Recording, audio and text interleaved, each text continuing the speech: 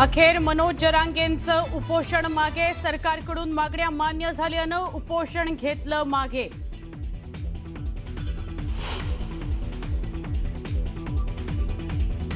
सरकारकडून जरांगेंच्या सगळ्या मागण्या मान्य, जरांगेंच्या 8 मागण्यांवर निघाला तोडगा।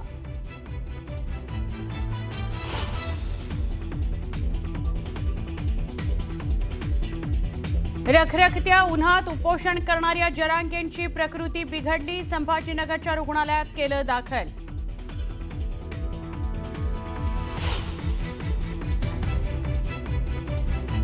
विधान परिषद निवडणुकीकरता महायुतीचा फॉर्म्युला ठरला, भाजपला 11, शिवसेनेला 4 तर राष्ट्रवादी काँग्रेसच्या वाट्याला 2 जागा।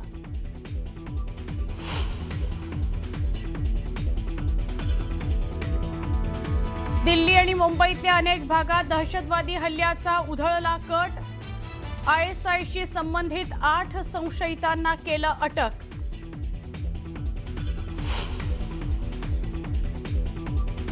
आणि मुंबईच्या अनेक भागात पावसाच्या हलक्या सरी, उकाड्यानं त्रस्त नागरिकांना थोडा दिलासा।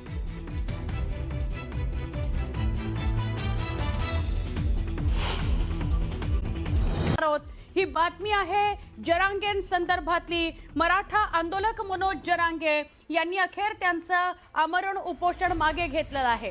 शासनाच्या शिष्टमंडळासोबत झालेल्या चर्चेनंतर आपलं उपोषण रात्री उशिरा त्यांनी मागे घेतलेलं आहे। सरकारच्या शिष्टमंडळासोबत मनोज जरांगेंची यशस्वी चर्चा झालेली आहे। दरम्यान मागण्या मान्य न झाल्यास विखे पाटील आणि प्रसाद लाड या दोघांना जबाबदार धरणार आणि पुन्हा उपोषण करणार असा इशारा सुद्धा जरांगेंनी दिलेला आहे। साधारणपणे 1-1:30च्या दरम्यान त्यांनी आपलं उपोषण मागे घेतलं। तोपर्यंत अनेक चर्चांच्या फेऱ्या झाल्या विखे पाटील आणि प्रसाद लाड यांच्यासोबत। मराठा आणि कुणबी स्वतंत्र मंत्रालय स्थापन करणार असल्याचं विखे पाटील यांनी आश्वासन दिलेलं आहे। तसंच अनेक विषयांवर सरकारचे निर्णय आणि अंमलबजावणी सुरू असल्याची माहिती सुद्धा विखे पाटील यांनी दिलेली आहे।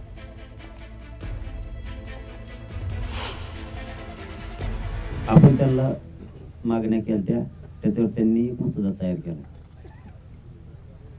58 कुणबी नोंदी सापडल्या होत्या, आपलं असं म्हणणं आहे। त्या कुणबी नोंदी त्याचा दस्तावेज आम्हाला द्या, म्हणजे आम्ही मराठा समाजाला फोन करून सांगू की तुमची नोंद निघाली म्हणून। त्यांनी ते देण्याचं मान्य केलं। केलंय का? हो म्हणते। ज्या 58 नोंदी सापडल्या त्यांचे कुणबी प्रमाणपत्र द्या। 39 लाख जवळपास दिलेत, जे राहिले ते द्या, तर त्याच्यावर बी कारवाई करतो म्हणून त्यांनी सांगितलंय, ते पण देतो। 58 लाख नोंदीचे प्रमाणपत्र द्यायचे आणि दिलेल्या प्रमाणपत्राच्या व्हॅलिडिटी पण द्यायच्या। त्याच्यावर 15 दिवसाला ते एक कमिटी करून लक्ष ठेवणार आहे, तर अहवाल आयुक्ताकडून घेत राहणार आहे। विभागीय आयुक्ताला, महाराष्ट्रभरातल्या विभागीय आयुक्ताला, सगळे आयुक्त जे असतील त्यांचे 5-6 त्यांच्यावरती ती जबाबदारी। एक विषय क्लिअर झाला आता 58 लाख नोंदीचा। त्याचे प्रमाणपत्र देणार, व्हॅलिडिटी पण देणार आणि ती दस्तावेज आपल्याकडे येणं लय गरजेचं आहे।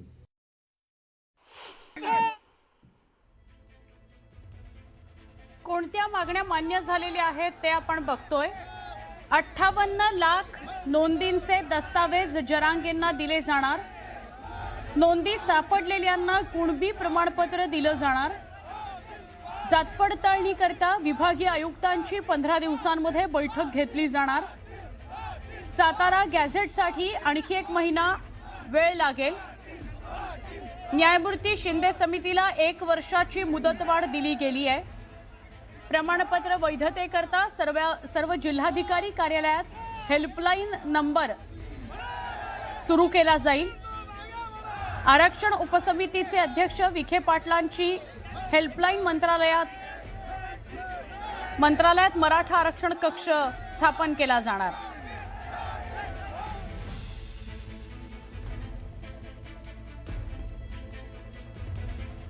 या सगळ्या संदर्भात आपण बोलूया। आमचे प्रतिनिधी सहकारी रवी जयस्वाल आपल्या सोबत आहेत। रवी, दिवसभर उपोषण जरांगेंनी केलं, बैठकांचं सत्र सुरू राहिलं। किती वाजताच्या दरम्यान उपोषण मागे घेण्यात आलं जरांगेंकडून आणि काय अधिक माहिती त्यांच्या मागण्यांसंदर्भातली? आपण जर बघितलं तर काल जरांगे पाटील यांनी दिवसभर कडक उन्हामध्ये बसून आमरण उपोषण केलेलं आहे. बराच का वेळ बैठक घेण्यात आली होती आणि या बैठकीनंतर जरांगे पाटलांना दिलेल्या आश्वासनानंतर पाटलांनी उपोषण मागे घेतलेलं आहे, स्थगित केलेलं आहे.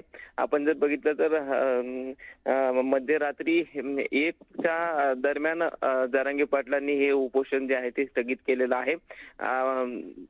विखे पाटील आणि प्रसाद लाड यांच्या शिष्टमंडळांनी जो ड्राफ्ट जरांगे पाटलांना दिला होता त्या ड्राफ्टच्या आधारे जरांगे पाटलांच्या अभ्यासकांनी त्या सगळ्या ज्या ड्राफ्टमध्ये मुद्दे दिले होते, ज्या मागण्या दिल्या होत्या, त्या सरकारनं त्यांच्या मागण्या काही मंजूर केलेल्या आहेत आणि त्या मागण्यांच्या आधारेच जरांगे पाटलांनी हे उपोषण स्थगित केलेलं आहे.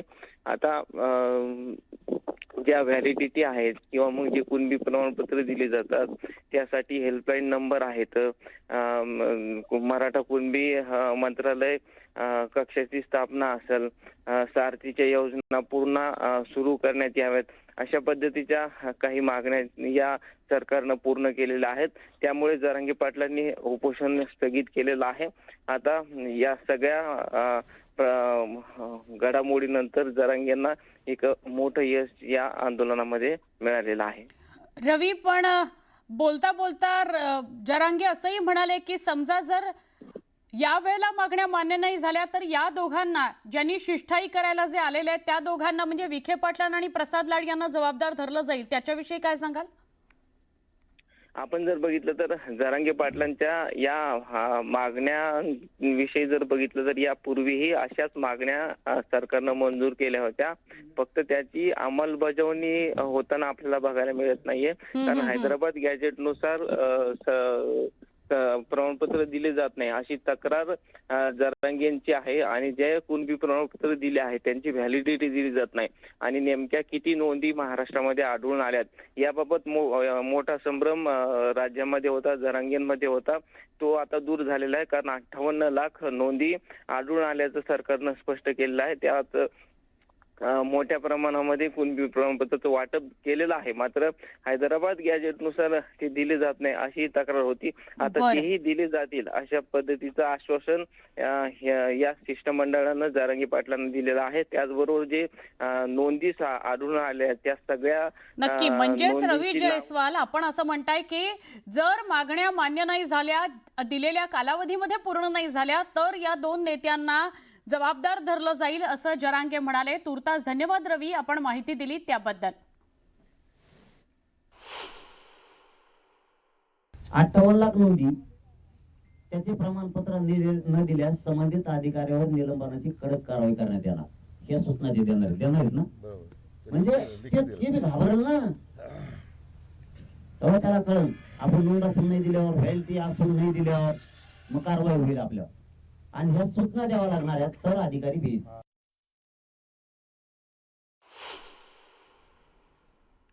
मनोज जरांगे म्हटल्याप्रमाणे 30 तारखेला कालच्या दिवशी सकाळी उपोषणाला बसले.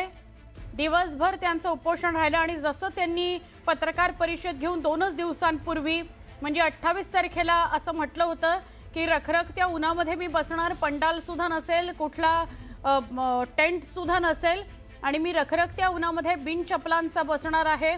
तसं दिवसभर कडक उन्हामध्ये त्यांनी उपोषण केलं.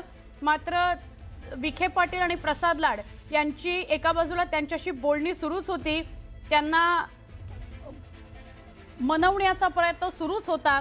या शिष्टमंडळासोबत चर्चा झाल्यानंतर प्रदीर्घ अशी चर्चा झाली आणि प्रदीर्घ चर्चा झाल्यानंतर ज्या मागण्या मनोज जरांगेंच्या होत्या त्यातल्या बहुतांश मागण्या मान्य झाल्यानंतर जरांगेंनी रात्री उशिरा म्हणजे साधारणपणे 1-1:30च्या दरम्यान उपोषण मागे घेतलेलं आहे. विखे पाटील आणि प्रसाद लाड यांना जबाबदार धरलं जाईल जर या मागण्या मान्य झाल्या नाही तर, किंवा सरकारनं पुन्हा युटर्न घेतला तर, असं मनोज जरांगेंनी स्पष्ट केलेलं आहे.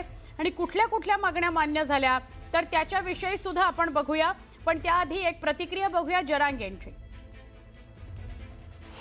आणि ह्या सूचना द्यावा लागणार आहेत तर अधिकारी भेट. असा मला एकटा ड्राफ्ट देऊन नाही चालणार. प्रत्येक अधिकाऱ्यापाशी तो कागद जर गेला, तो जर अधिकाऱ्याकडे गेला तर आपले लोक दाखवते ना हे सरकारने काढलेले सूचना आहेत याप्रमाणे काम कर चल, आणि आपल्याला जर ड्राफ्ट दिला तर ते म्हणतील ते तुमच्या ठरलेले सरकारचं तुमचं ऐकणार नाहीत अधिकारी. म्हणून हे सरकारचेच आदेश, वरिष्ठ अधिकाऱ्याचेच आदेश संबंधित अधिकाऱ्याला गेले तर ते घेईल, ते काढतो म्हणते हे का वरचा झाला. तर ही प्रतिक्रिया होती जरांगेंची. कोणत्या मागण्या मान्य झाल्या ते आता आपण जरा बघूया. जरांगे असं म्हणाले होते की आतापर्यंत महाराष्ट्रभरातून 58 लाख नोंदी समोर आलेल्या आहेत, मग त्यांना प्रमाणपत्र का दिलं जात नाही. तर 58 लाख नोंदींचा जो दस्तावेज आहे तो जरांगेंना दिला जाणार आहे. सरकारकडनं तो दिला गेला नव्हता, तो दिला जाणार आहे. म्हणजे त्यावर शिक्कामोर्तब होईल की 58 लाख नोंदी मिळालेल्या आहेत. मग त्या ज्या मिळालेल्या नोंदी आहेत त्यांना कुणबी प्रमाणपत्र लवकरात लवकर दिलं जाणार आहे असं सरकारकडून म्हणजे विखे पाटलांकडून मान्य करण्यात आलेलं आहे. जात पडताळणी करता विभागीय आयुक्तांची 15 दिवसात बैठक लावली जाईल आणि जात पडताळणीमध्ये ज्या काही अडचणी येत आहेत त्या पटापट सॉल्व्ह केल्या जातील आणि त्याकरता विभागीय आयुक्त हे जबाबदार असतील. सातारा गॅझेटसाठी आणखी 1 महिन्याचा वेळ मागितलेला आहे सरकारनं, कारण सातारा गॅझेट कसं बसवता येतं आणि त्याचा कसा परिणाम होणार आहे या सगळ्या गोष्टींचा विचार सरकारला करायचा आहे. न्यायमूर्ती शिंदे समिती बरखास्त कराची मागणी जरांगेंनी केली होती, पण त्याला 1 वर्षाची मुदतवाढ देण्यात आलेली आहे. 1 वर्षाच्या मुदतवाढीसाठी सरकार जरांगेंना मनवू शकलेलं आहे, पटवू शकलेलं आहे, कारण ही न्यायमूर्ती शिंदे समितीच आहे जी या सगळ्या घडामोडींवर लक्ष ठेवून आहे. विचार विनिमय न्यायमूर्ती शिंदे समिती करत असते. प्रमाणपत्र वैधतेसाठी सर्व जिल्हाधिकारी कार्यालयात हेल्पलाईन सुरू केली जाणार आहे. प्रमाणपत्र मिळतं पण त्याची वैधता स्पष्ट होत नाही. अनेकदा ते प्रमाणपत्र मिळाल्यावर जेव्हा त्याचा वापर करायची वेळ येते शिक्षणाकरता किंवा नोकरी करता तेव्हा ते वैध नाही असं सांगितलं जातं. तर त्याकरता हेल्पलाईन असावी अशी मागणी जरांगेंनी केली होती आणि ती सरकारनं मान्य केलेली आहे. मंत्रालयामध्ये एक मराठा आरक्षण कक्ष सुद्धा असणार आहे.